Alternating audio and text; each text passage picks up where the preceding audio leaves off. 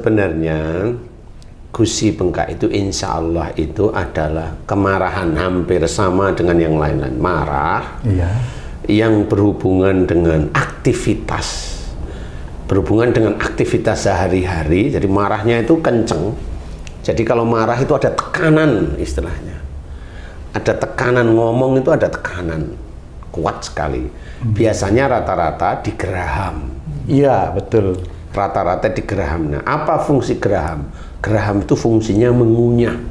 Jadi marahnya itu kenceng beneran. Jadi kalau ngomong marah itu gimana ya? Kamu kurang ajar itu tipis, tapi dasar kurang ajar. Nah, itu kan mantep gitu. Matamu kemana? Nah, ini maaf ya. Itu atas bawah sama ya Pak Ustadz ya? Ya sama lah. Karena dua-duanya udah dicabut. Kiri kanan juga sama aja ya? Sama. Kiri kanan juga sama aja ya? Iya sama aja lah ya. Walaupun kanan baik tapi ya sama aja. Intinya dekatkan pada Allah Ta'ala, istighfar. Kalau kita itu masih punya marah itu istighfar. Nanti kalau marah di sini sudah mulai hilang. Waktu ini ya, periode sekarang nih ya, marah nih sama siapa? Istighfar aja sendiri. Astagfirullahaladzim. Ampuni aku ya Allah jika aku masih marah dengan kondisi seperti ini dengan orang itu. Astagfirullahaladzim. Tenang. Astagfirullahaladzim. Tenang. Astagfirullahaladzim. Nanti paling 3 sampai 7 kali ini tenang. Nah, setelah tenang, pujilah Allah. Subhanallah, walhamdulillah, wala ilaha illallah, wallahu akbar, wala khawla wala quwata illa billahil aliyil azim. Itu yang harus kita lakukan. Karena apa? Yang bisa menjadikan kita nggak jadi marah itu hanya Allah.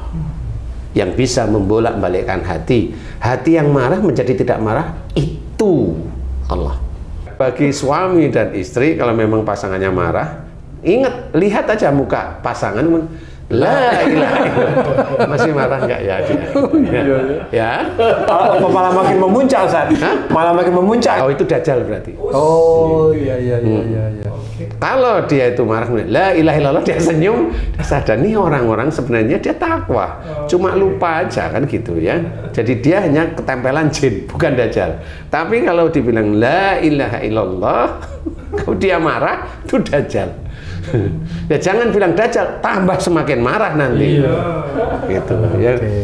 Jadi intinya adalah bagaimana belajar untuk tidak gampang marah itu tetap harus belajar. Tapi nanti kalau Allah sudah mengizinkan kita mampu, insya Allah lah kesalahan itu kecil lah. Walaupun ada kadang-kadang, tapi kadang itu hanya kebingungan kita dalam kondisi tertentu. Kadang-kadang saya nggak berani bilang salah. Karena kondisinya orang menerima ujian kan beda-beda. Belajarlah untuk di-manage sehingga mana ujian yang memang harus diselesaikan menurut syariat Islam yang baik selesaikan. Jadi nggak perlu dengan marah. Berarti bukan gigi yang menyebabkannya Pak Ustadz? Ya karena memang bukan gigi. Lah giginya sudah hilang kok masih sakit loh. Kan bukan gigi. Iya. Kan bukan gigi sebenarnya. Makanya di sini giginya bukan. Itu cara Allah aja. Seperti itu maunya itu itu. Makanya kalau gusimu bengkak dulu ya begitu cara marahmu. Kalau udah matamu maaf ya ini ya sedulur beriman ya, ini enggak, saya hanya menceritakan manusia normalnya itu barangkali seperti itu barangkali. Nah, jadi untuk agar gusi untuk tidak bengkak atau gusi bengkak mau diizinkan oleh Allah Ta'ala sembuh, mohon ampun kepada Allah Ta'ala kepada siapa sering marah.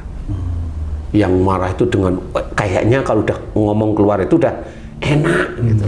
Secara logika Islam begitu. Kenapa saya bilang Islam? Karena seperti orang marah itu kan ngeluarin itu kan udah perul, mantap perul. Sini insya Allah. Belajarlah insya Allah untuk tidak gampang marah. Insya Allah seperti itu, karena kasus-kasus seperti itu banyak dialami dan alhamdulillah banyak diberi kesembuhan oleh Allah Ta'ala kalau dia sendiri kembali ke jalan Allah. Mohon ampun. Kemudian kalau dia sering marah kemana? Ke istri, ya minta maaf setiap saat. Nah di sini harus belajar seperti itu. Agar gusi ini tidak bengkak, tidak ini, belajar untuk tidak marah. Sewajarnya kalau jengkel itu ya senyum aja cukup lah. Ini siapa yang mau kita jengkelin? Umpamanya kamu bikin masalah sama saya. Lah kan saya nggak perlu ngomelin kamu, cukup ya jangan, nah, selesai. Kan gitu, kan nurut. Iya. Tapi besok bikin lagi kan, bilang jangan kan gitu aja kan. Besoknya minta. Sampai kapan? Sampai kapan? Sampai salah satunya nggak ada. Jadi kita harus benar-benar tenang, santai, hadapi ujian demi ujian itu dengan lapang dada. Itulah cara-cara kita belajar taat. Makanya kenapa banyak orang Islam itu sakit? Ya karena memang tidak bisa memanage perilakunya sendiri, tidak bisa memanage nafsunya sendiri. Atau saudara kita Islam itu memang nggak paham. Karena memang jarang diajari oleh guru-gurunya seperti itu. Jadi kalau memang Rasulullah itu sudah bicara jangan marah bagimu surga, ikutin aja. Kalau Allah itu bilang maafkan dia, ikutin. Kalau Allah bilang doakan kesalahan dan dosa mereka kepada Allah, ikutin cara-cara Allah.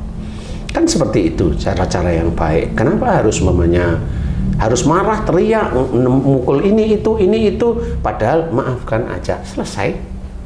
Maafkan aja. Jika umpamanya istrimu masalah kan ya udah maafin aja kan gitu.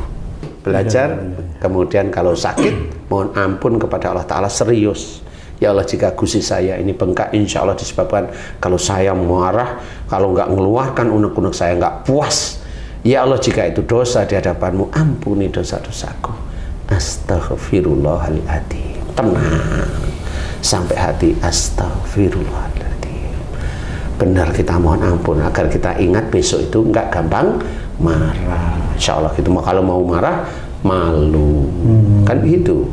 Orang Muslim kan begitu, kalau mau marah malu dia, malu sama siapapun, malu sama diri sendiri juga ya. Ngomong jangan emosional tapi masih marah kan lucu jadinya ya. Insya Allah seperti itu. Belajar dan belajar. Wallahu a'lam.